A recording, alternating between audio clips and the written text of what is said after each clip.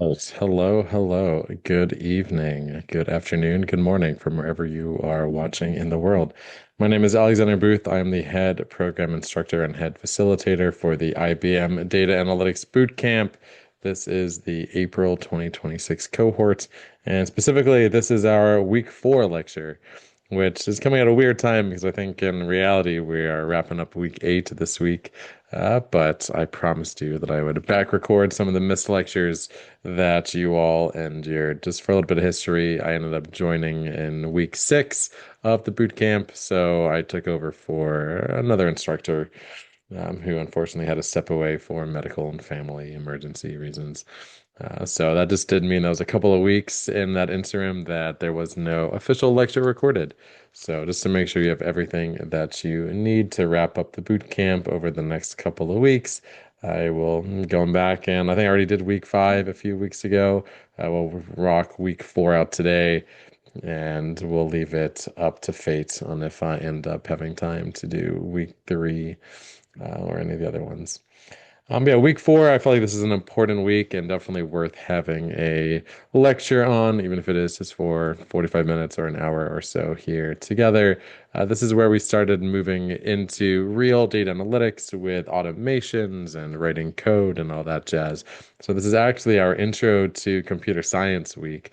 We spent the first 3 weeks talking about what is data analytics, getting hands-on with Excel and Google Sheets, and then getting hands-on with interactive visualization tools such as Looker and IBM Cognos. Hopefully, I'm saying that right. Yeah, IBM Cognos. So we did that in like week 3. It was a pretty good week. And again, like I said, I will see if I ever feel like back recording that one. But anyway, this is our week 4. So take off those data analytics hats of your click and drag and drop and UI interactive analytics. And now we're going to start talking about automations. How can we start writing programs to interact with whatever you want, right? Whether it's on the computer, whether it's with data, etc. And if you already watched some of the other lectures, the week 5 ones on, you'll see that we already have been writing code to interact with data, both at an extraction level, transformation, modeling, and even reporting and visualization layers too. But we're going to take it all back to Intro to Computer Science this week. So the big ideas for week 4, let me actually pull up, I actually have again, it's nothing much in the slides, but let me pull up our kind of learning outcome goals. Basically, we're going to introduce the 4 pillars of computer science. So these are going to be your variables and data types, aka kind of your nouns in coding. And then we're going to talk about conditionals, your if-else statements. We'll talk about loops, for loops, and while loops. You may also hear these as iteration. And then finally, functions and classes is going to roll us out as that fourth one. So we're going to spend a lot of time today talking about data types and data structures and variables, which is that first pillar. Then we'll dive into the other ones, especially conditionals and iterations. And we'll end by playing around with pandas and NumPy. Let's say, like I said, if you've watched some of my other weeks, you'll know that a lot of the second half of week 4 is covered in week 5 and week 6, where we actually use pandas a lot, use NumPy a lot, and really interact kind of with APIs and web scraping. We do all that in week 5 too. Let's see. Yeah, so welcome to the week 4 data analytics live session. I don't think I have like anything real in the slides here. So I think we'll just dive into the materials. Before we really get started, note that everything is already backed up on my GitHub. I actually have the whole, like the whole semester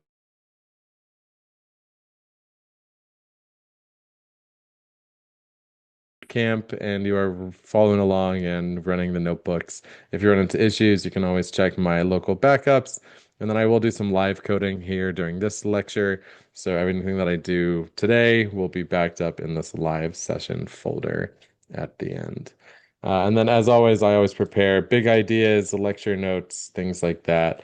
So here's some that I put together for this week.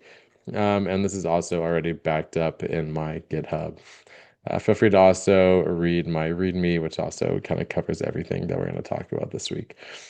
Don't be surprised if I like cut back and forth between these notes and some of the stuff that we're actually working through together.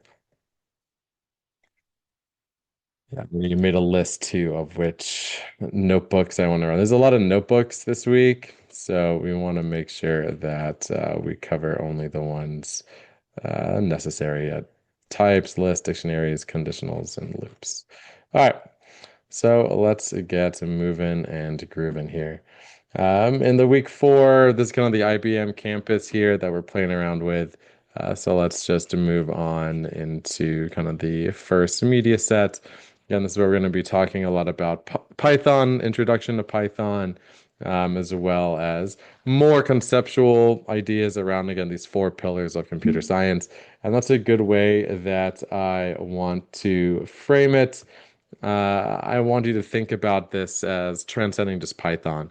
Even though we'll be using Python as the example for writing code and thinking about these four pillars, the basic ideas translate across whatever coding language you're using: Rust, C Sharp, C++, Cow,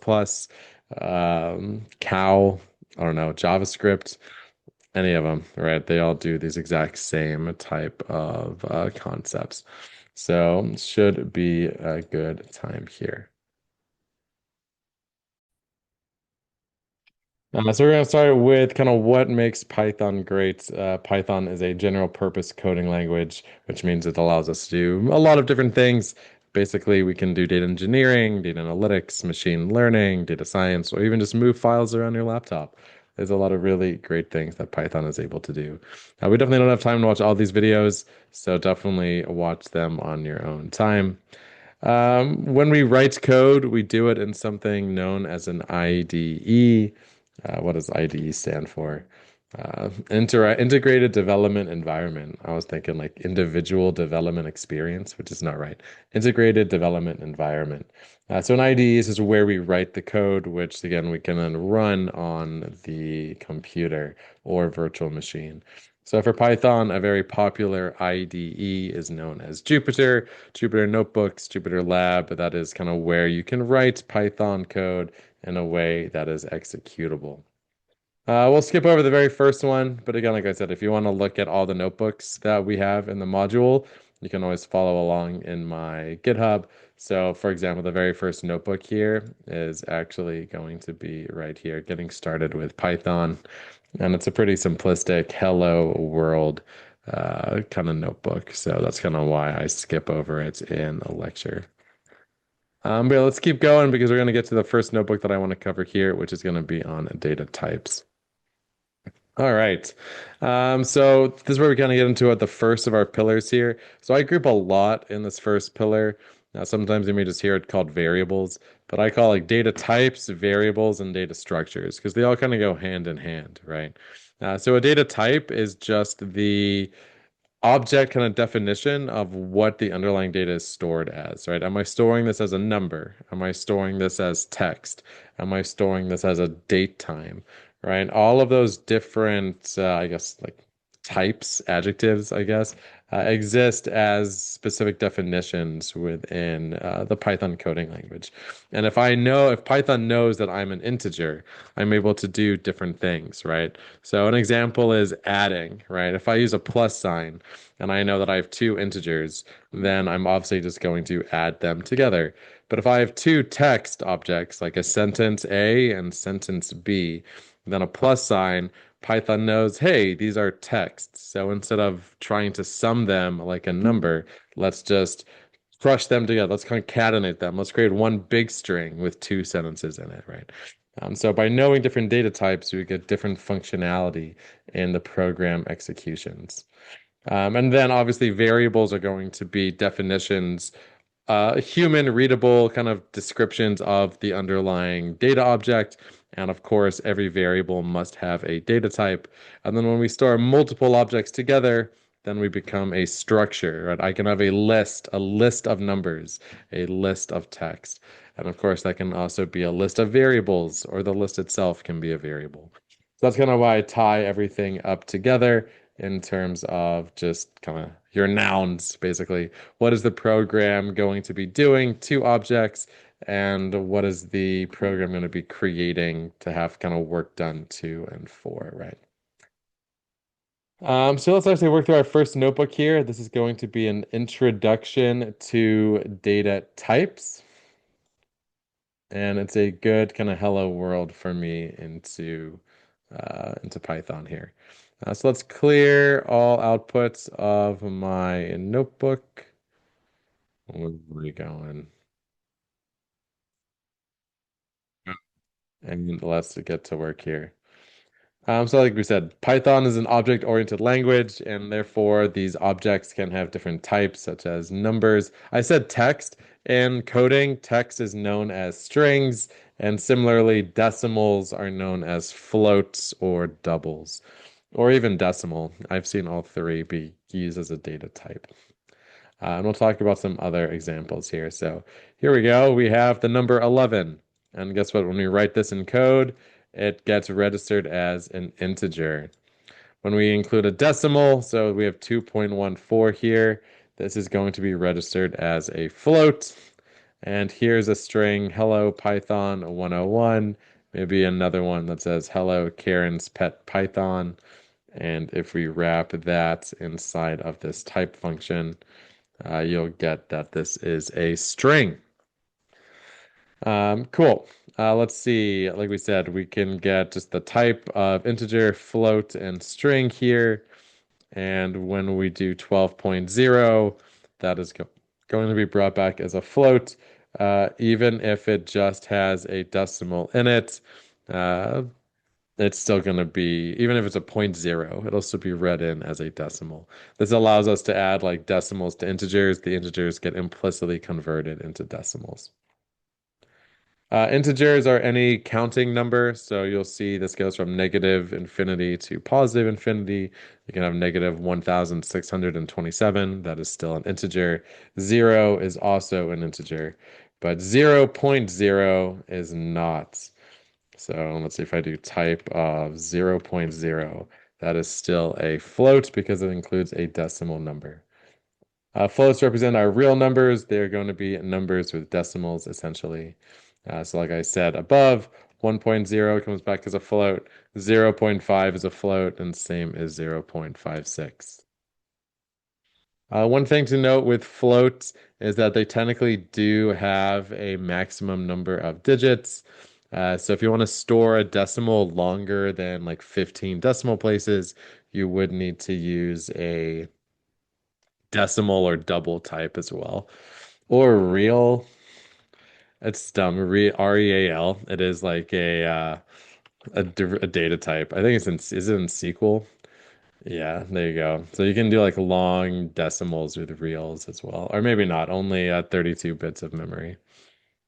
Anyway, yeah, and it's all crazy stuff when you start diving too deep into some of these. Because again, technically different languages and different software systems call different data types different things, which is just how things go sometimes.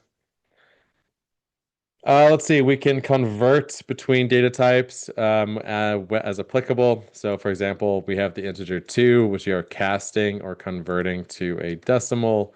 And when we do that, it adds in that point 0 at the end.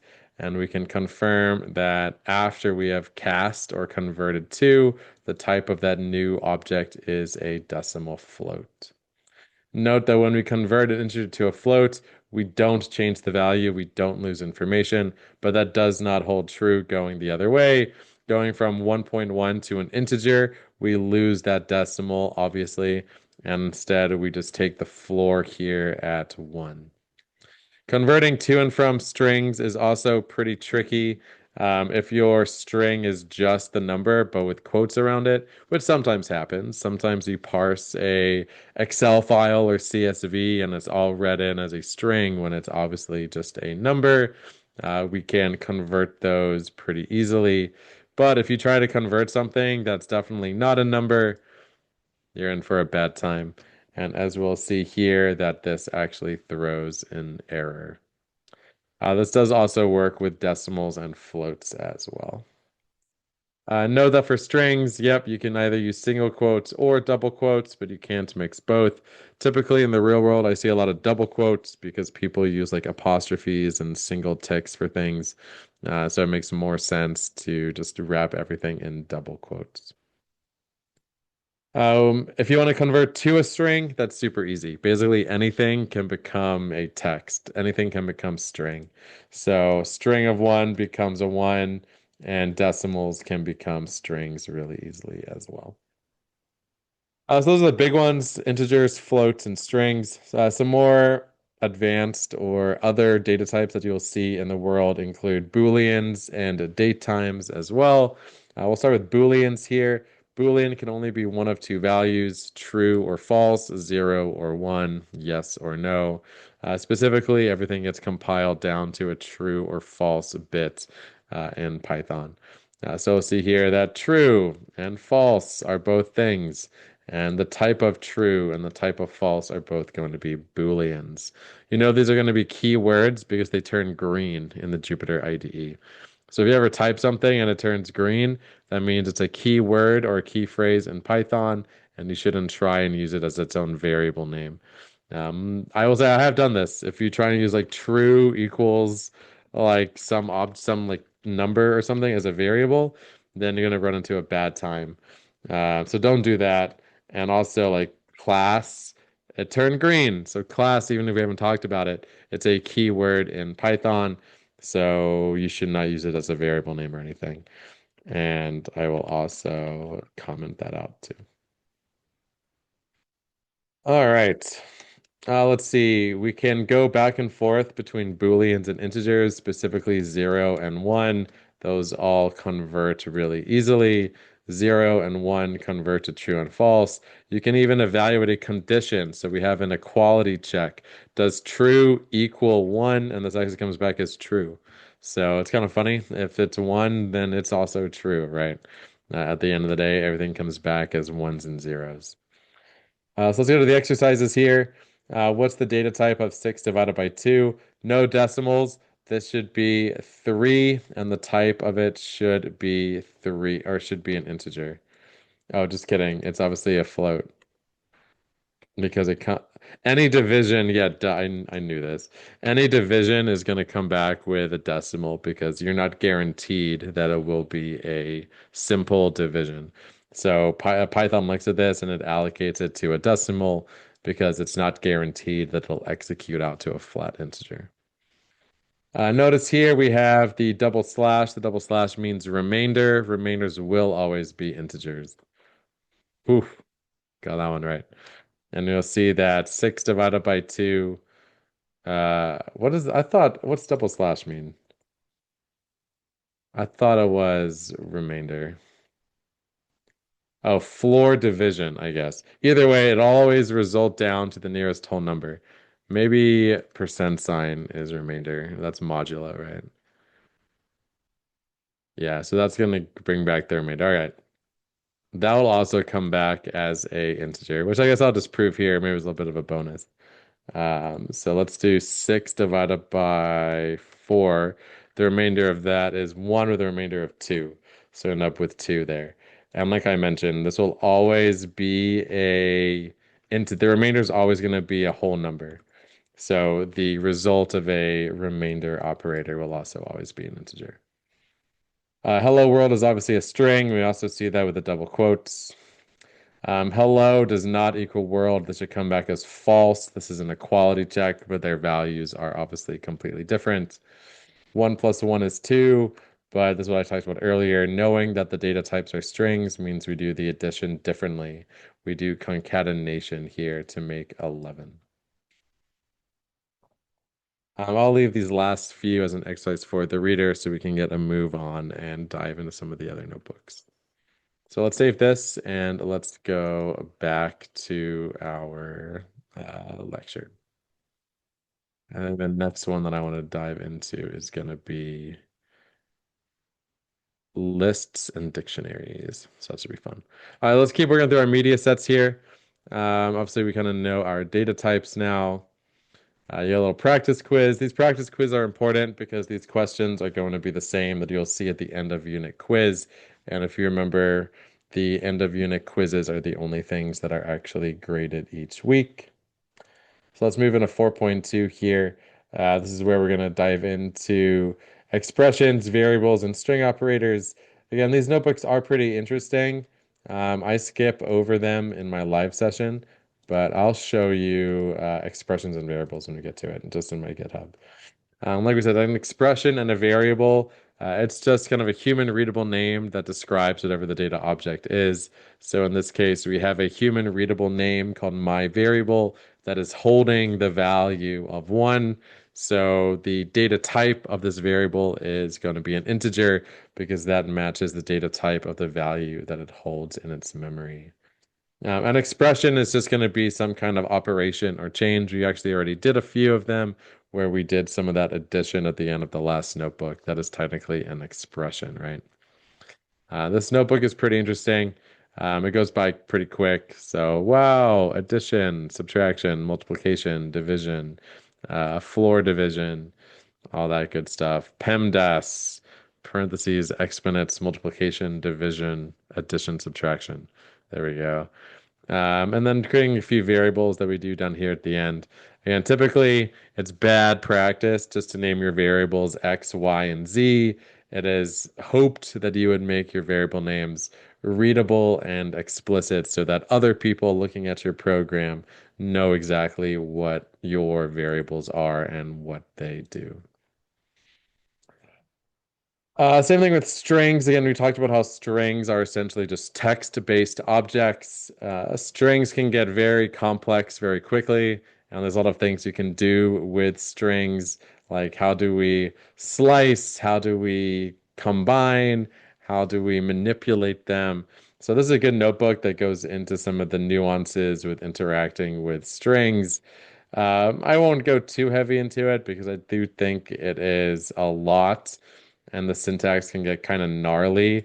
Don't really pay attention to the syntax or any of that. Just think a big idea. Given a text, given a sentence, right? How do I start combining strings together? How do I start slicing and dicing my string to only look at specific subsequences? How do I add in complex characters such as tabs and things like that? That's kind of what we're trying to do here with strings. And big idea is anything you can dream of with strings, you can do it with automation and with Python. You want to find specific substrings, you want to match patterns, we can do that as well. So again, definitely a notebook to review on your own time. And that leads us into some kind of Python cheat sheet, which I think is already in my GitHub as well, hopefully. If not, I will download it and just shove it in there. Let me actually print this real quick. What are we calling this? Python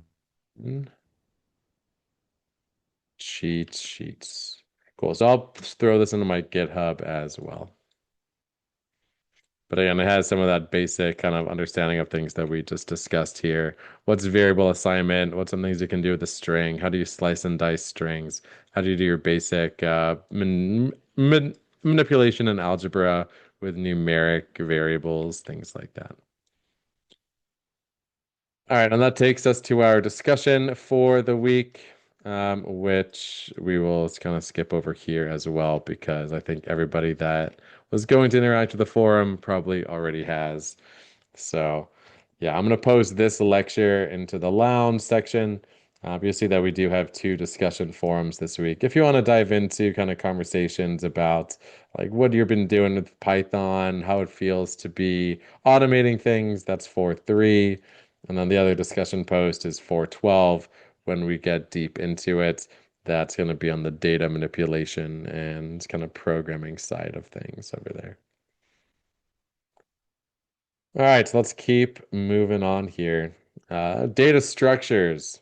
To me, data structures is the most important part of the first pillar. Understanding data types and understanding variables are obviously really important, but typically it's how these objects are organized and manipulated together or in groups that really dictates the power of the program. So there are multiple data structures out there. We'll talk about four today: tuples, lists, dictionaries, and sets. And we're going to go deep into two notebooks, one on lists and one on dictionaries. In my experience, everything is just a list at the end of the day. just in with some additional nuance. For example, a tuple is a list that cannot be changed, and a set is a unique list. But yeah, let's actually get into things here. We'll see that both tuples and lists are ordered, which means we have a first element and a last element. But unlike tuples, lists can be changed. I like to think of it the other way. Unlike a list, a tuple cannot be changed, is how I think about it typically. So I think we're gonna jump straight into working with lists here. Yep, so let's go do that one. So I'm gonna skip over using tuples. If you want to see what a tuple looks like, you can definitely check out my notebook on it, as with everything else. But as you'll see, it's essentially just a list that cannot be changed. And then we can still select and extract information out of it as needed. All right, so let's dive into the list lab. I'll spin this up and live code it out.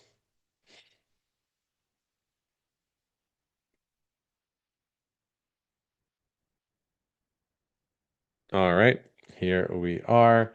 Our kernel's still loading. That's what that little lightning bolt means. So we'll let it breathe for a second and whew. Sometimes these IBM labs, you never know with them. But again, if you've been following my series for a while, you know that our backups, the backup option is just to run my GitHub backups on Google Colab, where they also have a one-to-one working capability, hopefully. I think so. I tested most of these on Colab as well. So it should hopefully just work for you there.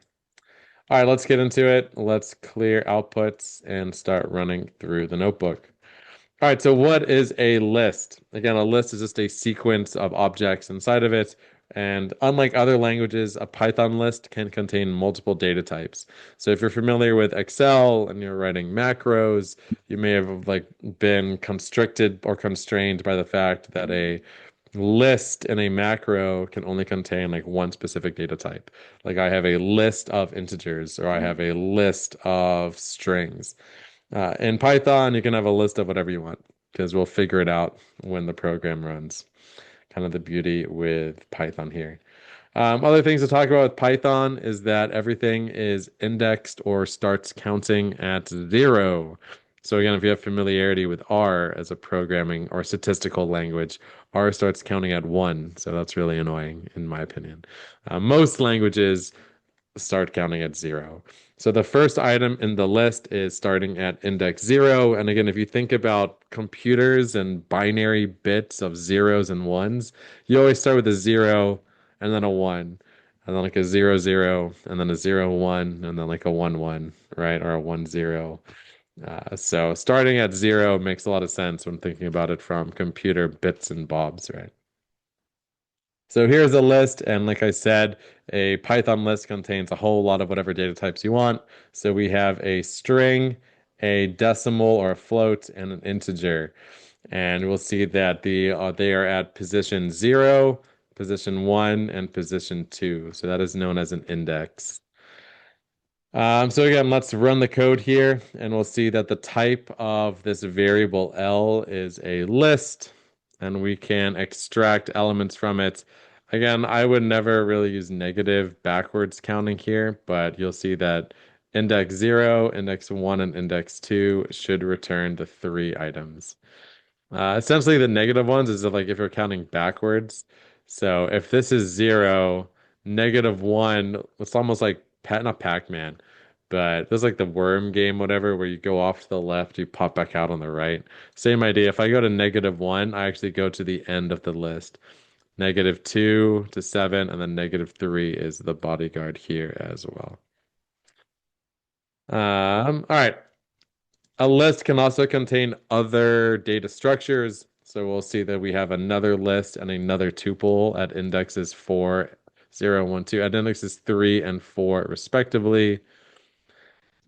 And then here's another one. Notice we have two more items appended, and we can splice or slice those out using the colon command. So I want index 3 through index 5. With Python, the last index is typically exclusive. So I want indexes 3 to 5 excluding 5, which just means 3 to 4.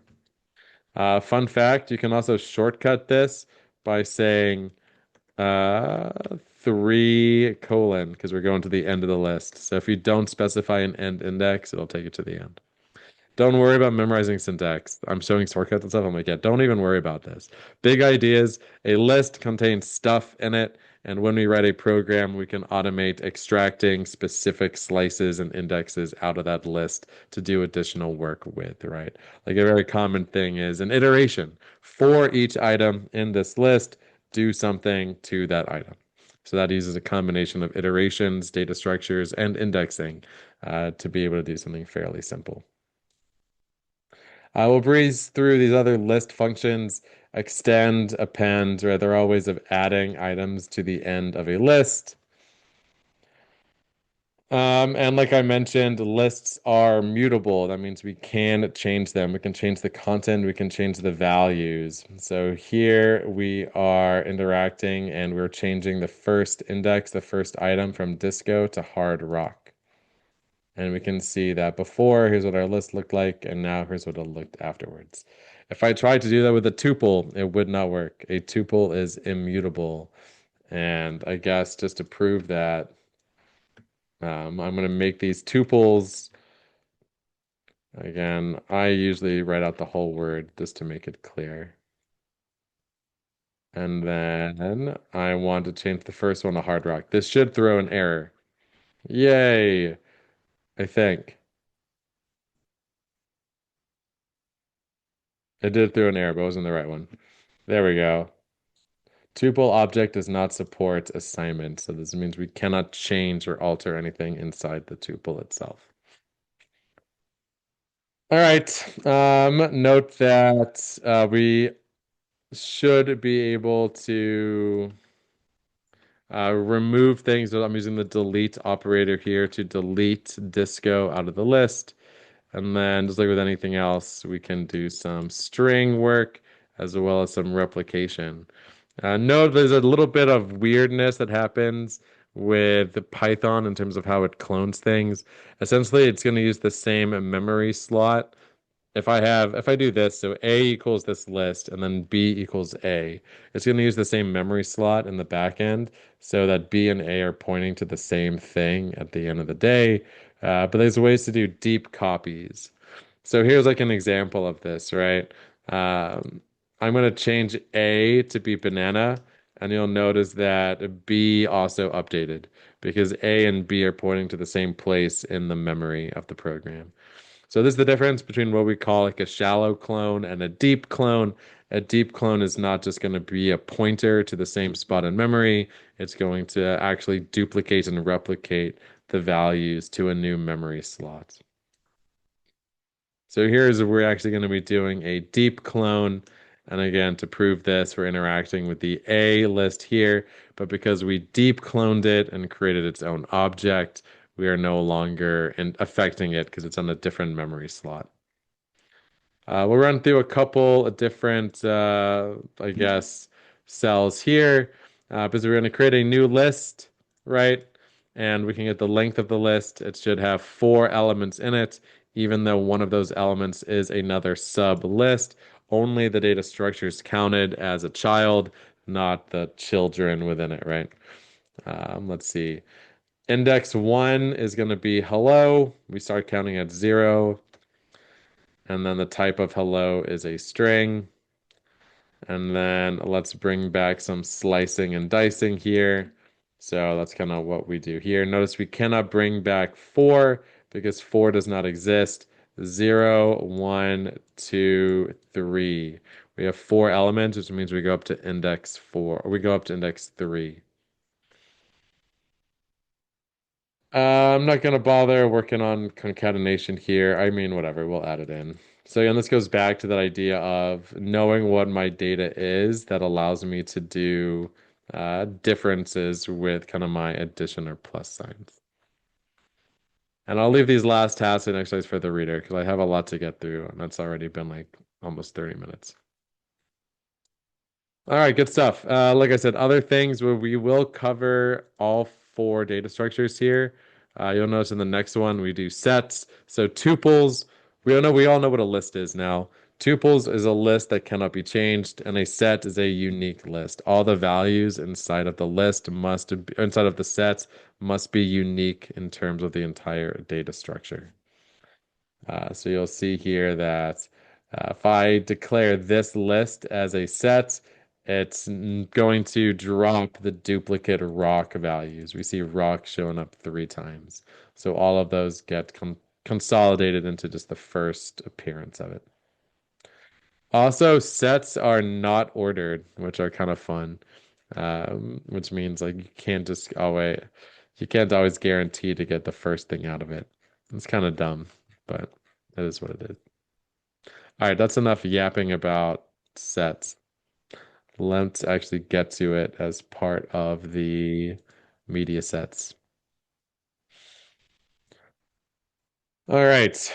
Like I said, the other data structures you're going to run into are going to be sets and dictionaries. I like starting with sets, but we've already talked about that a little bit. So the other one is going to be a dictionary. A dictionary is going to be another type of collection. It's an iterable collection.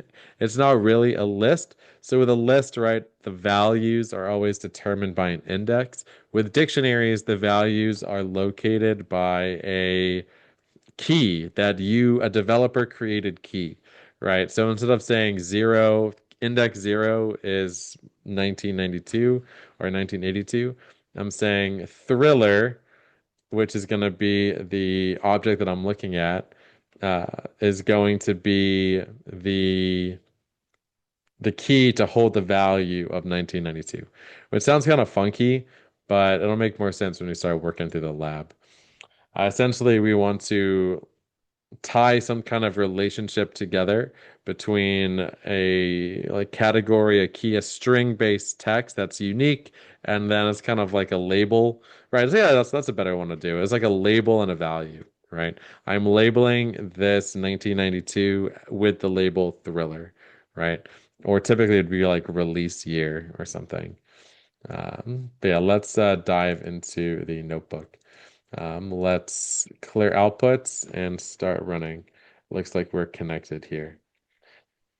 All right, so like I mentioned, a dictionary is comparable to a list, but instead of being indexed numerically, going 0 to 3, it's going to have some kind of key-based label that is uniquely identified to the value in the dictionary.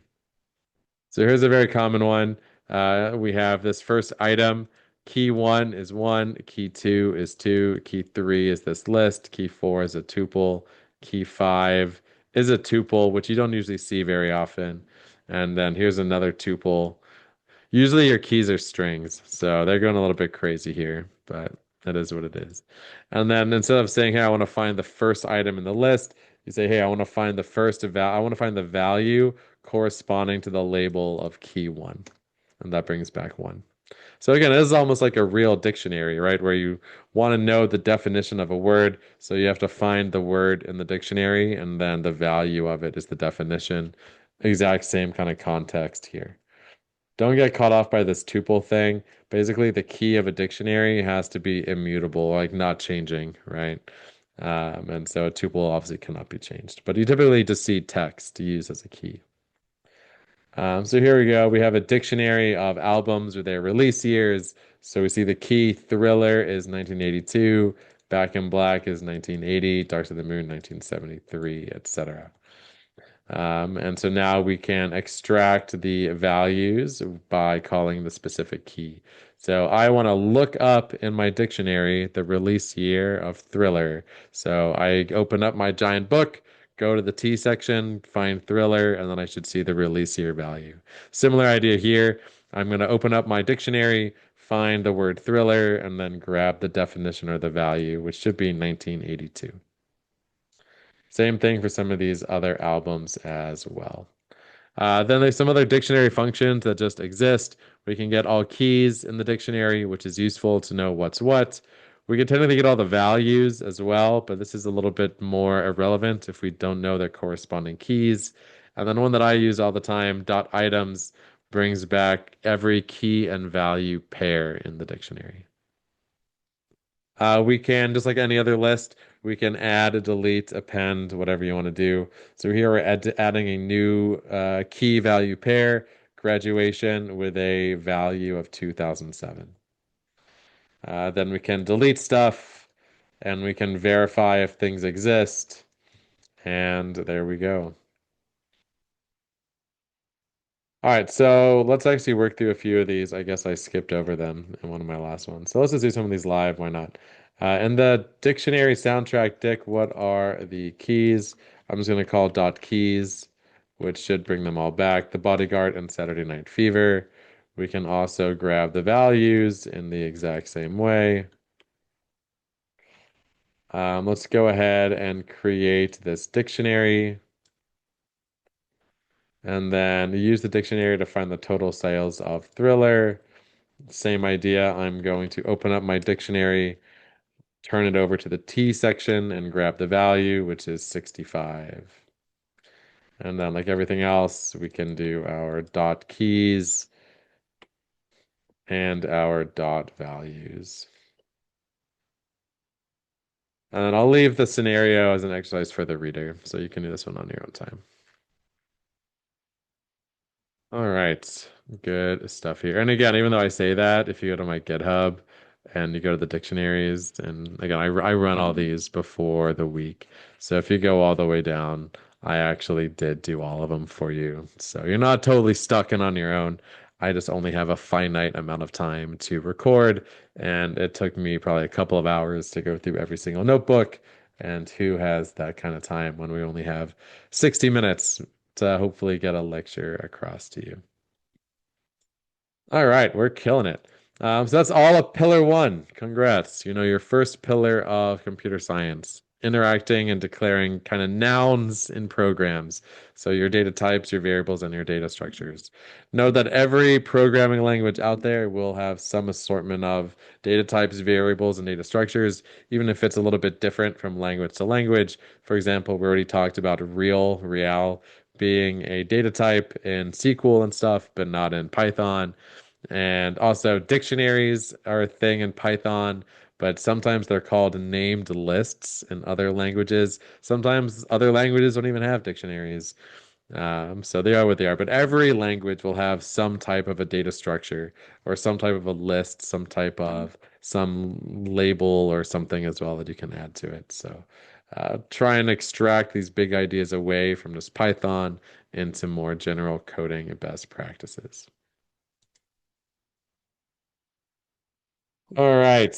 We already talked about sets, and I think that takes us to some more resources.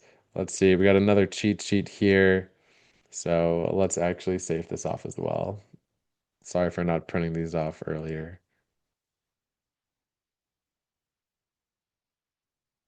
Let me also just double check that oh, okay, I did download the dictionaries. Perfect. All right. Let's see. And then there should be a little quiz with a question that we'll cover at the end of the lecture. And let's keep moving on here. All right, so now let's get into the verbs, the other three pillars. And again, we're gonna spend time on like two of them, and like classes and stuff you'll kind of see in the media sets and in the videos. But yeah, verbs now. What do we do now that we have these objects, these structures, these data types, these variables? How do we write an actual program to interact and manipulate them?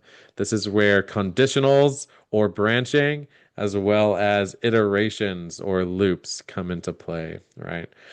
So with conditions and branching, if something is true or if some condition is met, we do A, otherwise we do option B, right? And then with an iteration, I want to do the same thing 10 times.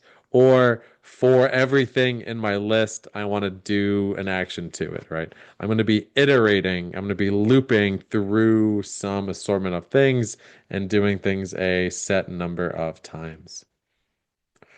So again, like we got a video of conditionals. We'll dive. I think I'm going to do a notebook here. Uh, yeah, we'll do conditionals and loops and then call it, and then go to the kind of final project here. So we got a conditionals here. Um, definitely. What is this? Oh, we got some more kind of notes and things. I'm probably not going to print all of these out, but yeah, you'll see that like basic conditions. If age is greater than 21, you can enter the bar. Otherwise, no, you cannot, right? Let's actually work through the notebook for this. And again, like once you start interacting and writing these conditions, it's like somewhat common sense, right? And again, big idea is that this exists in other languages. You can do this in Go, you can do this in Rust, you can do it in Java, you can do it in C, or whatever you want, right? They're all going to have some type of branching and conditional operators. Let's go ahead and clear output of all cells. My kernel is up and running. I guess not a lot of people are on the IBM cloud tonight. I guess it is a Saturday night, so shows what I do with my Saturday nights, I guess, that I'm here recording this for whoever is watching at this point. So hello. Thanks for watching. Anyway, here is first, before we do conditions and branching, we need to talk about comparisons. How do we actually compare two things together? So again, this will be greater than, less than, equal to, and then greater than or equal to, and less than or equal to, and not equals as well.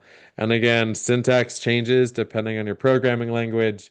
I think I've seen some where not equal is actually looks like this. I think that's actually macros in Excel or Visual Basic. It's crazy. But in Python, it's exclamation point equal sign. And if you're feeling really cool and you want to be really hip, we call exclamation points bang in coding. So bang equal is not equal. Anyway, let's get into this. So here we see the first one is assignment. One equal sign is assignment. A is equal to the value of 5. Two equal signs is syntax for comparison. Does A equal the value 6? So that answer is no, it is not. We literally just said it's 5. So it's going to come back as false. Greater than, obviously fairly trivial. 6 is greater than 5. 2 is not greater than 5, so this comes back as false. And so now we can keep going with some of these other ones. Inequality, does 2 not equal 6? Kind of got a double negative here. 2 does not equal 6, so this is true. Because 2 does not equal 6. Kind of dumb. Here goes. Does 6 not equal 6? This is false. 6 does equal 6. Cool. This also works for strings. These strings are obviously not the same, and that means that the not equal sign comes back as true. Comparing characters is dumb, so we're going to skip over that. Comparing lengths is not dumb. This is useful.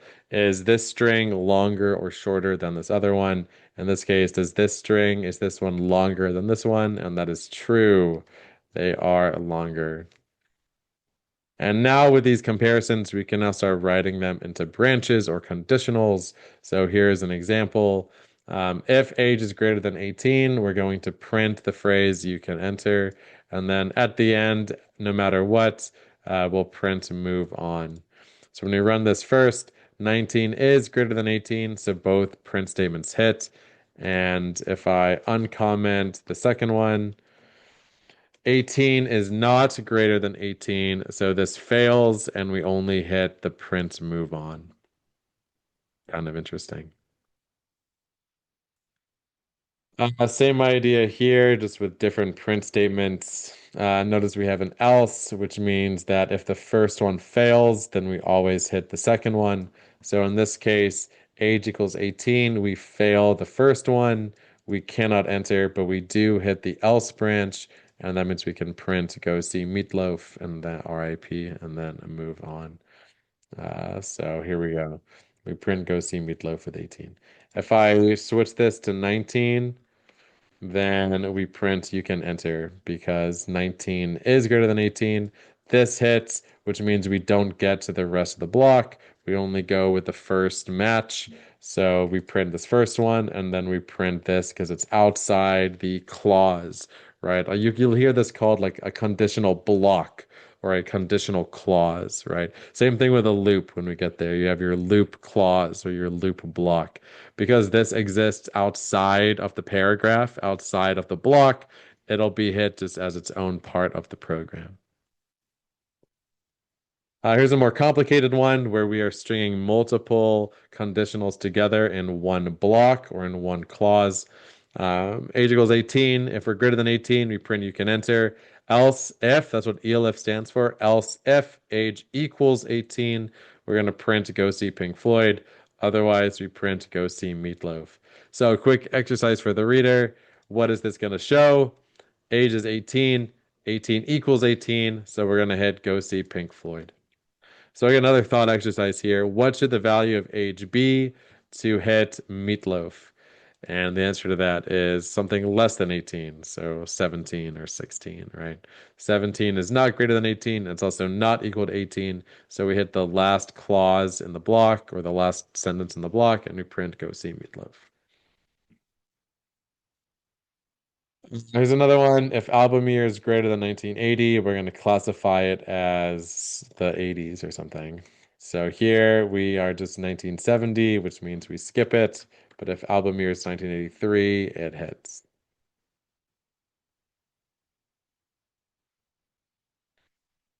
All right. We can string together conditionals as well with ands, ors, and nots. Basically, ands means everything has to be true, or means at least one thing has to be true, and not means something is not, has to be not true, right? We have to have some falses in there.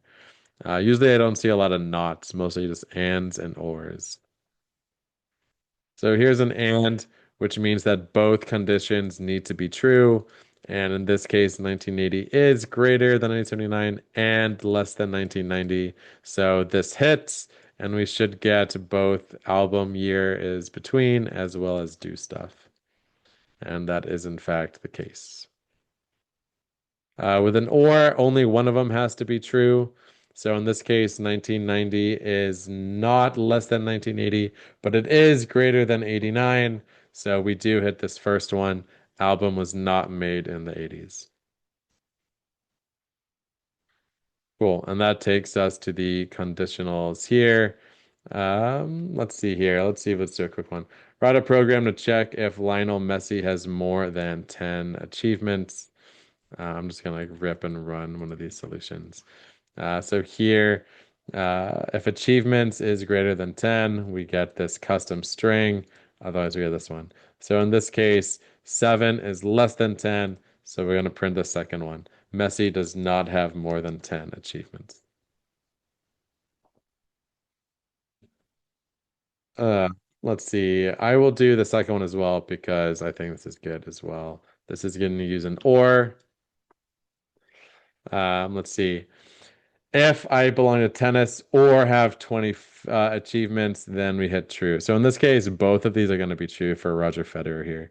If sport equals tennis, check, or achievements equals 20, which is also check. So either an and or an and would work here. Like I said, if we just did achievements is like 25, this would still hit because tennis matches, right? All right, good stuff. Let's download this and keep moving on here because I'm already taking longer than I want it to be. All right, let's keep moving on. Just a couple more notebooks that I want to do. I want to do loops and then just the final project here. Like I mentioned, loops allows us to perform the same task over and over, or a similar task just on a different input or different parameter, right? That's another common use case for this. Like I said, for each item in my list, do something to it, right? So the parameter, the input has changed, but the logic, the action, the verb has not, right? Again, we have a little cheat sheet if you want to get some notes on how loops actually work, both with conditions, good details of for loops and while loops here. So this is a good one to read up on in your spare time. And sure, I'll print this one out as well. Why not? I feel like I should go back and grab the conditional one. All right, fine. I'll go back and get the conditional one. Stop yelling at me. Just kidding. Actually, which one was it? 4, 6. And then what do I need to click on? Here we go. I got this little cheat sheet over here on the left. All right, let me go grab this little cheat sheet. Or I have this like chapter thing on the right. All right, let's download this. I promised that I would. All right, so this would be -3. All right, good stuff here. Let's get back to where we were with loops. And let's dive into the lab here. Again, there's two main types of loops that you need to know. A for loop will run for a specific number of times. It's going to run for 10 times. It's going to run for 20 times. It's going to run for each item in my list. My list is finite. I have 25 items in the list. My for loop will run for each of them, which means it'll run 25 times. A while loop, on the other hand, does not run a specific number of times. Instead, it runs until a condition is met. And if that condition is never met, then the loop runs forever. This is why you get some great memes with while loops. So let's see if I can find a good one here.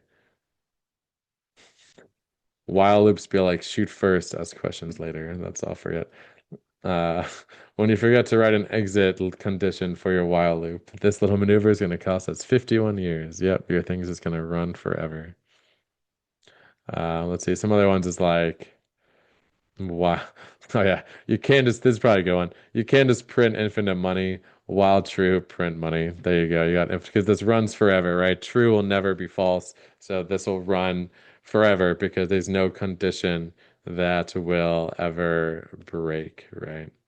So kind of fun. Kind of fun. You know what? We'll throw this into the lounge.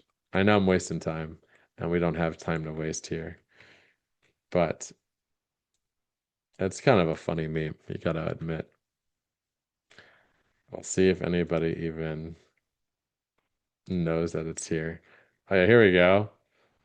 Uh, there we go. I told you I added all my backed up things. When did I do this? Oh yeah, a couple of weeks ago. So, uh, I lolled. There we go. Should I add everybody so everybody get? No, it's fine. They can find this. Well, at least there's an Easter egg. If you're in the forums or if you're actually in the class, there you go. There's a meme for you. All right, let's get back to business. We are standing on business. Edit, clear outputs, and let's start running some loops here. All right. Cool. So, like I said, loops and iterations is the third pillar in computer science, just like what we've talked about so far. Conditionals, variables, data structures. The idea of loops and iterations exists in every programming language that you'll work with. Rust, Go, JavaScript, Java, C Sharp, C++, R, whatever, right? You'll be writing some type of iteration. And again, knowing these tools makes it easier to write code in other languages. Because if you don't know how to code in Rust, again, don't memorize syntax, memorize logic. If you don't know how to code syntax in Rust, it's easy to utilize your tools, your AI, your documentation to be like, hey, write me a for loop in Rust. And it'll show you, here's what a for loop looks like in Rust, right? And that syntax looks crazy, definitely different than the syntax in Python, but it's a loop. It's a for loop. At the end of the day, it's all doing the same thing, right? So again, knowing these logic ideas helps you just become a better programmer, a better automation writer, and a better developer and analyst than just necessarily memorizing specific syntaxes. All right, another function to know is range. Range will create a list for you just automatically, which is nice. So range 3 will create a list from 0 to 3, which is pretty cool. So you're going to see that used in some of these kind of things down here. So here's a for loop. Again, it's kind of a silly thing to do, right? Basically, we want to tell the for loop to run a specific number of times. So that's what this range is trying to proxy. It's saying, hey, I want to run this 3 times, right? Range n, I have 3 items in my list. I want to run this for loop 3 times. Typically, I would write it more like this: for x in dates, print x. So for each item, again, it's still going to run a specific number of times because the length of my list is finite. And again, we can see we can break this down a little bit more. For example, n comes back as 3, and then range n comes back as a list of 0, 1, 2. So for I in that list of 0, 1, 2, we can grab the year and add 34 to it.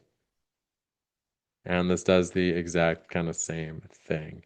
So pretty cool, pretty cool. And again, if I wanted to bring back the same thing, I would just add in a plus 34 here as well. So you got two ways of doing the same thing. Basically, I just compiled the for loop down to its range, its index, its specific number of times. But there's no reason why you can't just do a for each loop. Again, read this as for each thing in my iterable, in my list, in my set, in my tuple, in my dictionary keys, whatever, right? That's all something that you can iterate through with a loop. Let's see. So one thing to note, range is always going to be exclusive, just like indexing. So how many items is range 0 to 8 going to do? It's going to bring back 8 items, but the last index is going to be 7. We start counting at 0. So this should bring back 0, 1, 2, 3, 4, 5, 6, 7. And yep, there we go. And note that typically I would do variables like this, right? Our list is called dates, that's descriptive. And for our for loop, our intermediary variable for year, for each year in dates, that year is also descriptive. So great job writing this function here. Here's one where we are modifying the items as we loop through it. And we'll see here that afterwards we've made every item in this list white. If you want to get the index as well as the value when you're looping through a list, you can use enumerate. But again, that's like nuance. And here we get while loops. So like I said, while loops run until a condition is met. They do not run for a specific number of times. With a while loop, you run until something changes or something occurs. So in our case, we have our list. Here's our iterable. We're just going to be counting things, and our goal is while year is not equal to 1973, we're going to do this work. So let's see if we can figure out what this is actually going to print, right? So we start with year equal date 0. That is 1982. So year is 1982. Is 1982 not equal to 1973? That is true. So we print 1982. We add 1 to I. This becomes 1. And our new year is 1980. We keep looping because our loop hasn't broken. We haven't hit the condition. 1980 is also not equal to 1973. So we do the whole thing again. I becomes 2. Year becomes 0, 1, 2, 1973. 1973 is equal to, so our condition breaks, which means we break the loop. So our repetitions, I is going to be 2. And it did take 2 loops. We did 1982 and 1980. High fives all around. Look at me knowing coding logic. And I'm not even an AI. I actually learned this and actually had to do it all by hand. Grumble, grumble, grumble. Old man yells at AI clouds. All right. Break is an emergency exit. It allows you to get out of a loop no matter what. This also works in while loops, which is a good little escape clause. It immediately terminates the loop no matter what you're doing. Continue, we'll skip around. This can be useful in some situations. So, for example, we're going to be skipping the number 3 here. This is just for an example. And here's how break and continues look in a while loop. This is a pretty fun one. We're going to be looping until our count is equal to 10. We're going to start with 1. If count equals 3, we don't print it. And if count equals 8, we emergency break out of the loop. So there you go. We print all the way up to 7, and then we don't print 8 because we break out of the loop before the print statement hits. We'll do a couple of the quiz ones here. Let's see. Write a for loop that prints out all the elements between -5 and 5. For I in range -5 to 6. Why am I doing 6? Because it's exclusive, and we do want it to print 5. Look at me writing code by myself.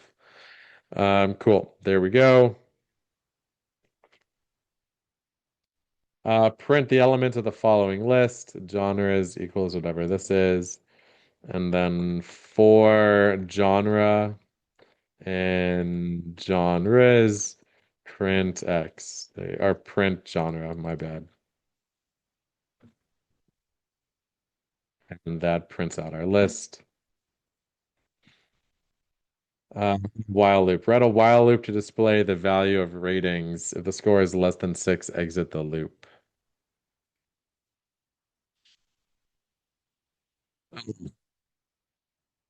Oops.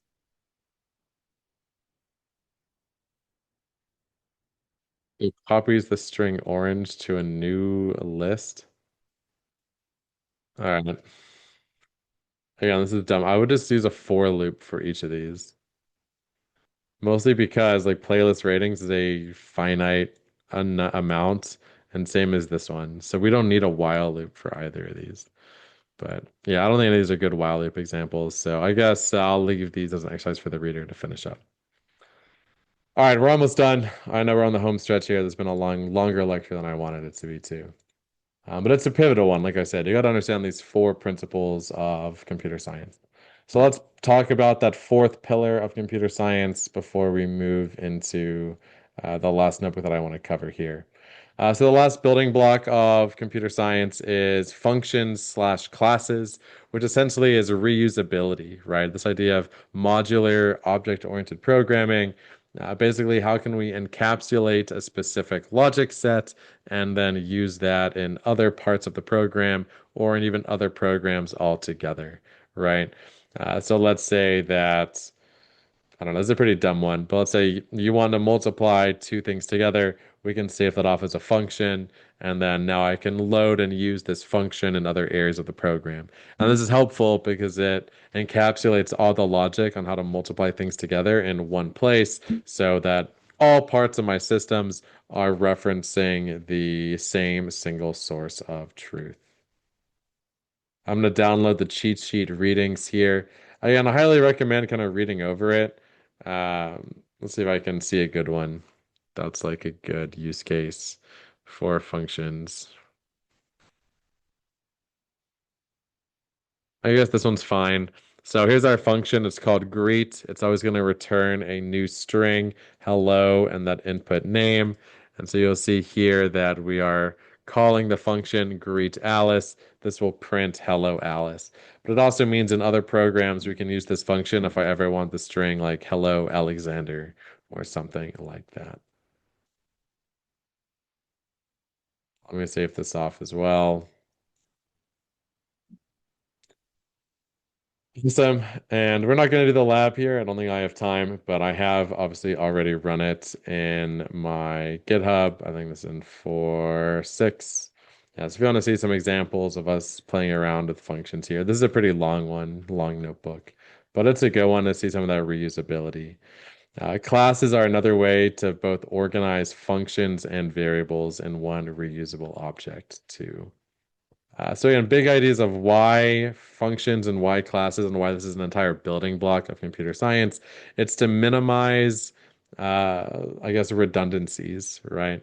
Create a single source of truth, and it meets an idea called dry in computer programming, which means don't repeat yourself. It's a core software development principle that basically says, hey, like if you have this logic written once, reference it. Don't just rewrite it or copy paste the entire block. Make things modular. Don't make things copy paste slop, right? Or complete cookie cutter. And so this is where functions and classes really come into play. We containerize and encapsulate logic in functions and classes to make them reusable across other elements in the code base without repeating ourselves or copying and pasting things across different systems.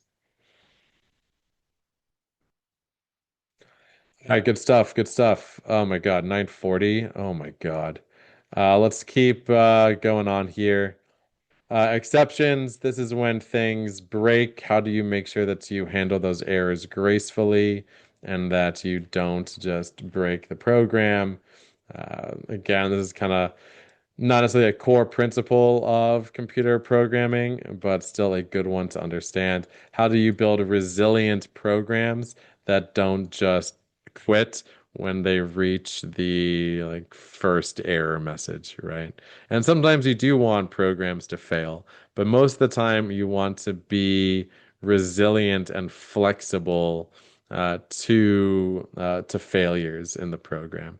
And that's where exception handling comes into play. I didn't realize there was so many readings this week.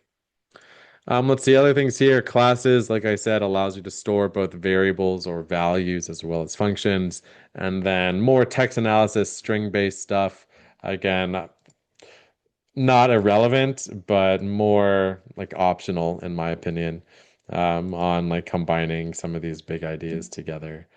So for yeah, some of the text one is like, let's create classes and let's you see how a class allows to have functions as well as storing variables and stuff inside of it.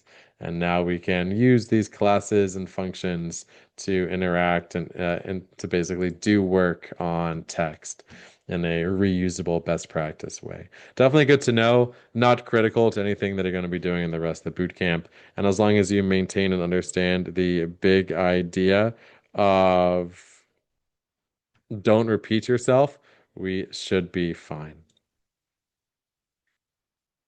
All right, then we dive into the last couple units of the week, which is going to be on data wrangling with Python.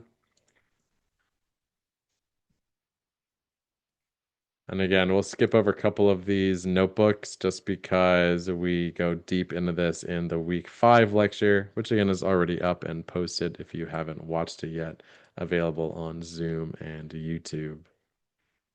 So yeah, they're going to go into interacting with data in Pandas here, loading things into Python, reading files, and reading things into a data frame. Uh, We'll get into that when we start talking about our last project here.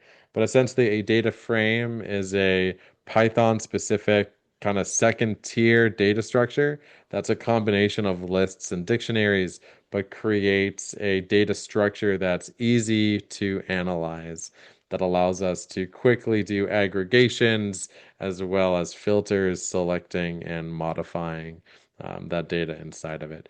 We're going to spend a lot of time in pandas in weeks 5, 6, 7, 8 through the end of the boot camp. So again, you can work through some of these notebooks now, but to me, the core big idea of week 4 is understanding the core principles of data analytics and computer programming, right?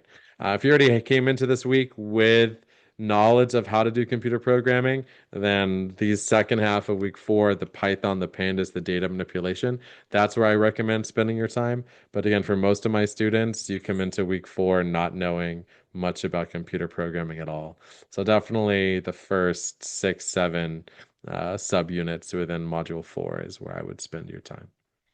So you're gonna see I have everything kind of already up here, including one of the notebooks on like pandas practice specifically. All right, and we're gonna still fly through this. Again, I told you it was a really long week. That's probably why I didn't want to record this lecture, and that's why I waited till I had time to do it. NumPy is another library you're going to work a lot with in the second half of the whole boot camp.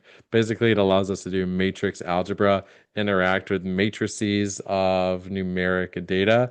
And I'll say this works really well with pandas when our data in our data frame or in our CSV or whatever is mostly numeric. At the end of the day, that's just a giant matrix, and NumPy allows us to do matrix transformations really efficiently. That's all you need to know about NumPy.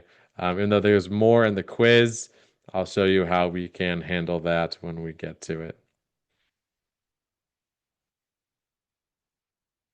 I think big idea is understanding how pandas and NumPy and things all work together with our traditional understanding of data structures and data types. So you can quickly see how Python makes it easy to do analytics, right? Like, hey, instead of having to do our own parsing, Pandas has a really easy way of reading an Excel spreadsheet and having that spreadsheet automatically be lists and dictionaries with columns and rows and all the correct data types. And you don't even have to worry about it. It just automatically does it for you, which is great. That's kind of why you learn to just love the pandas when doing a data analytics. Let's see. The last part of the week 4 is going into APIs and web scraping. And again, this is something we do heavily in week 5. This is our introduction to data wrangling and extraction. And again, I'm not going to go heavy in this just because in my normal lectures, I don't even mention it. And again, week 5 is all about APIs and web scraping and request responses. Just note though that our core ideas of data structures and programming apply here because as you'll see, the response from an API is usually a dictionary with lists and diction and values and data types. Let me actually just pull one up here. Yeah, so here's a public Major League Baseball API, and you'll see that the response is a dictionary with keys and values. And one of the values is a list. And when we dive into that list, it's a list of more dictionaries. And the first one is going to be Major League Baseball. The second one is triple A, double A, single A. Obviously, all the different kind of levels of baseball that exist, right? So pretty cool. And again, this is the same idea of data structures of lists, dictionaries, strings, booleans, integers, and keys, textual keys used in my dictionary. So very cool here, a good kind of encapsulation of some of the things we're talking about today.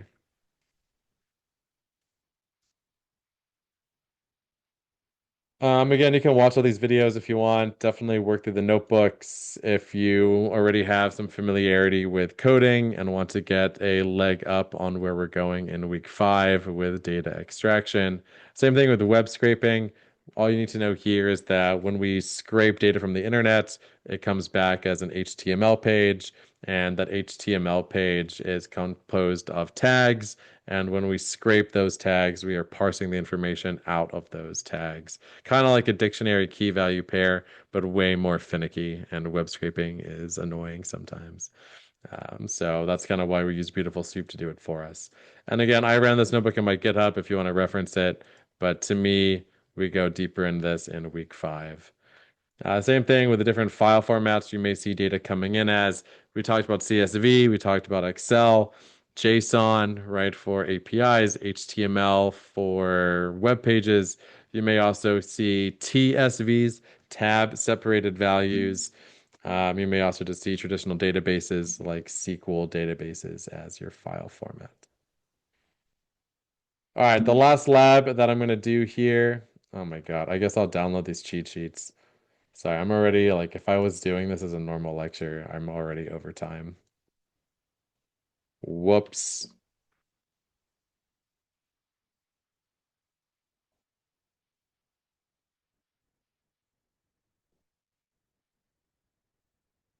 Let's see what else we got. Glossary of all these terms. Why not? We'll download that as well.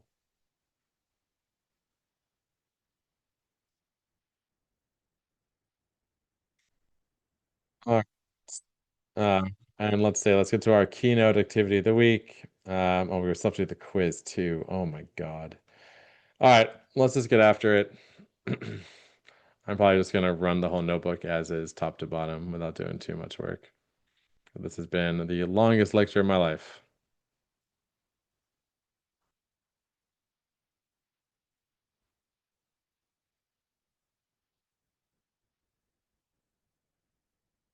Uh, there we go. So let's just clear output of all cells, and I'm just gonna run everything, and we will kind of talk our way through it as we go.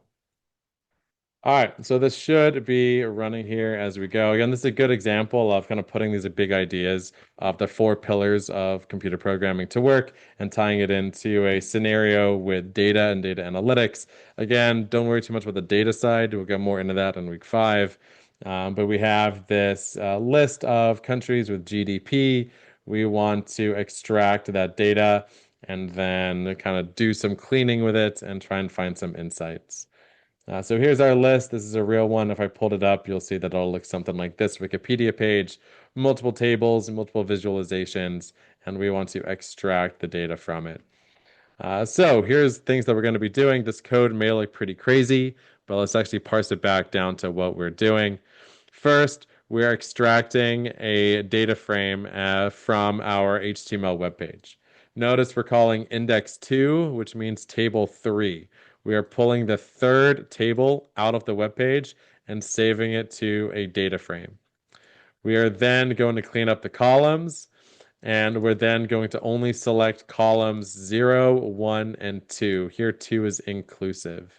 Or I guess we're only connecting 0 in column 0 and column 2. So we're dropping column 1, and then we're dropping any other columns. And then we're only going to keep rows 1 to 10. In this case, 11's exclusive. So we're going to come back with a data frame of 2 columns and 10 rows. And it should then look something like this. Boom. And looks like we didn't find it correctly, actually. So let's actually see if we can find the correct table here. Looking at my tables, we have 8 tables. Table 2 is not the correct one. And instead, we see that by the fact that we were unable to parse it correctly. So what we're going to do here is that we're going to parse it correctly here as we go. Oh man, this actually came back as the wrong table. Let's see if we can actually find the right one. Let me see if I can find table 3 here. There we go. That's the one we needed. We actually need table index 4, or the fourth table. Retain table number 3 as the required data frame. So let's do that. Let's plug that in, and let's run all cells again. And if all goes well, this should actually work this time. Yay, we found the right table this time. Table number 4, index 3, rows 1 to 10, columns 0 and 3. Rename the columns, and it looks pretty good here. So that's what the rest of this is working through. And as I mentioned, a data frame can be also written as a dictionary. That's kind of why I liked writing this. This is a list of dictionaries. Each row in my data frame, again, we have 10 rows, corresponds to a dictionary where the key is the column and the value is obviously the row value for that column. As we mentioned earlier, we can start interacting with data types. We're converting columns to an integer. We're creating new columns by doing division. Again, this all ties back to what we did at the beginning of the lecture. We are using round functions from NumPy to, again, round our decimals to a specific number of significant digits. And of course, renaming strings. How do I modify strings in my column names? So we got string modification, data type changing, arithmetic, new features, new variables being constructed, right? All of that's happening here within Pandas. We even have loops for each row in my data frame rows. Print the row and print a couple columns from it, right? And here we go. We have row 1, 2, 3, 4, 5, 6, 7, 8, 9, 10. All 10 of my rows have been printed out. Because it's a finite series, we just print out everything.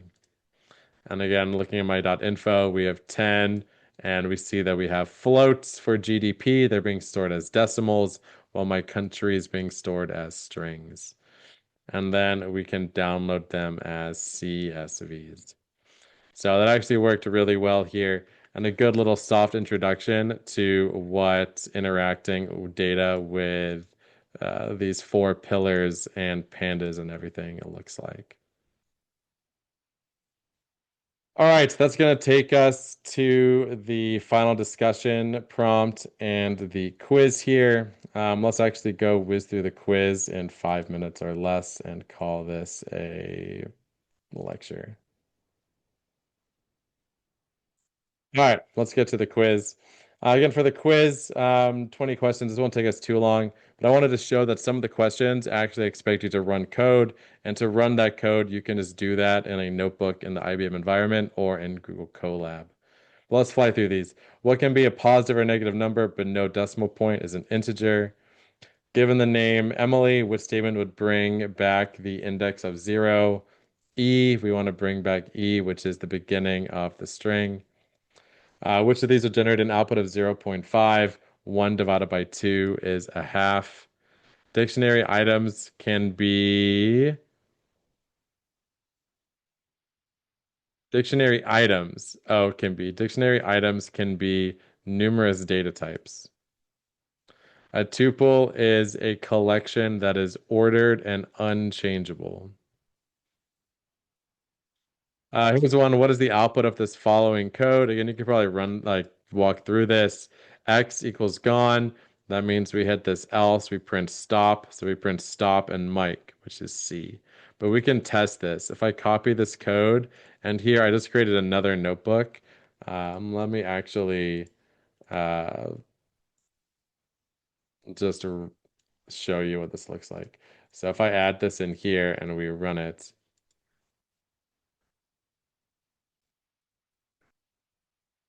we connect this all together. There we go. So this print stop and then Mike, right? So again, you don't have to like just walk through everything yourself if you don't want to. Oh yeah, there we go. I added it down there. So in this case, so let's go take a look at the rest of these.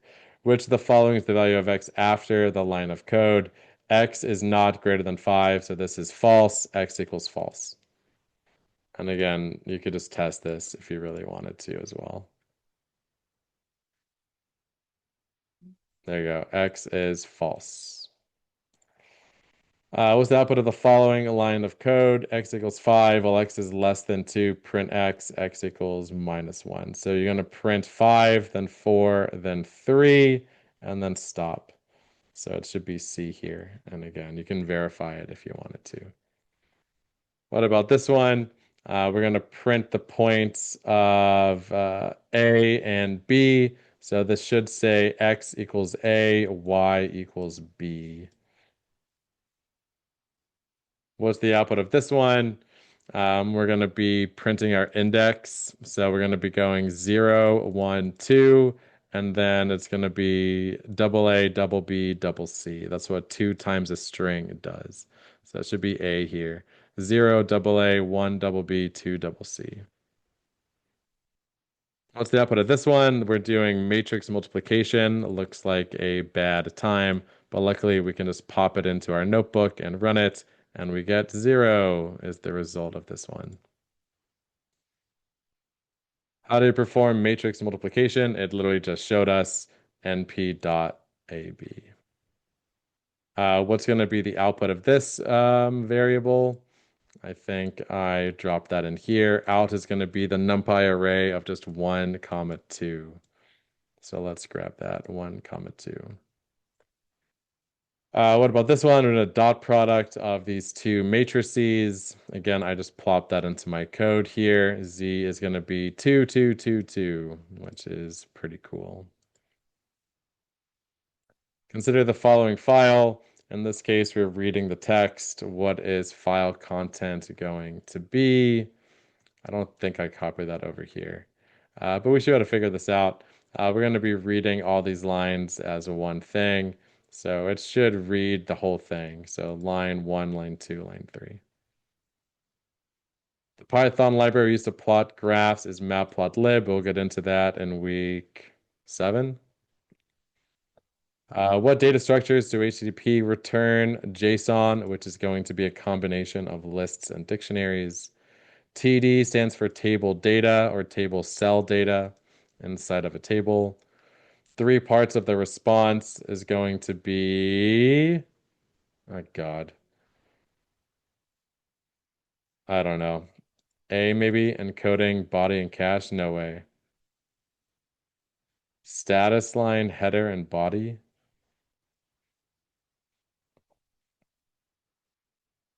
Headers, blank line, and a body. Maybe it's D. Let's see, I may miss this one. What's the purpose of this line of code using web scraping? We're going to find all rows in my table. I will find all rows in the table. All right, let's see how we did. I probably missed 1 or 2 here, but not bad for taking it in like 2 minutes.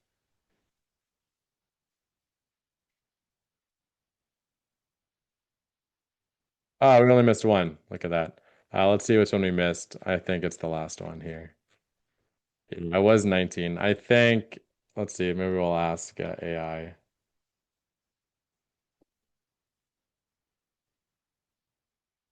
B, start or status line, header and body, apparently.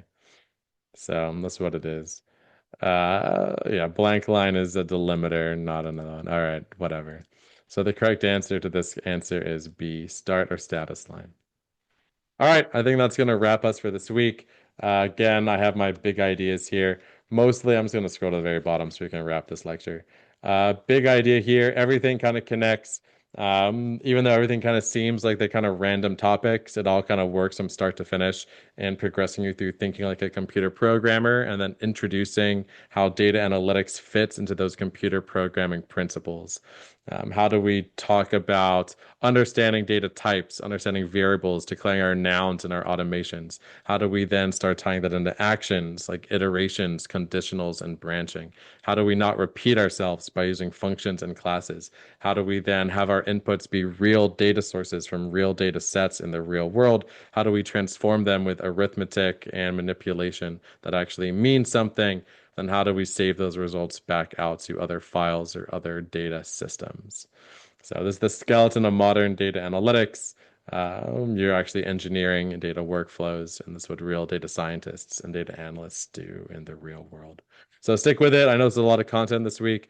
Definitely split it into two. The real priority this week is learning the principles of computer programming.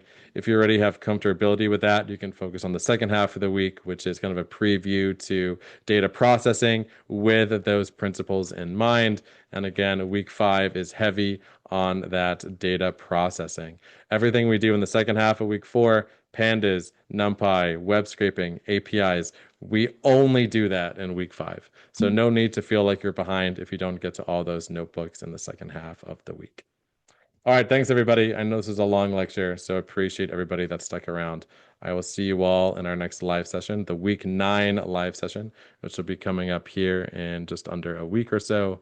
Other than that, have a great weekend. Take care of yourselves, and I will see you all on the other side. Cheers, everybody.